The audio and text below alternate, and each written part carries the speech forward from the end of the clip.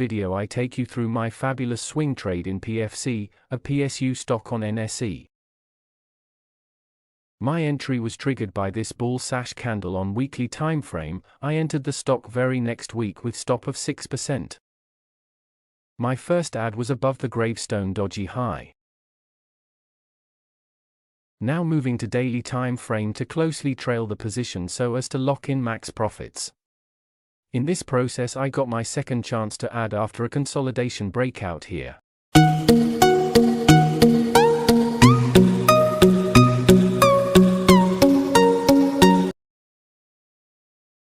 Right now I am up 68% in my first position.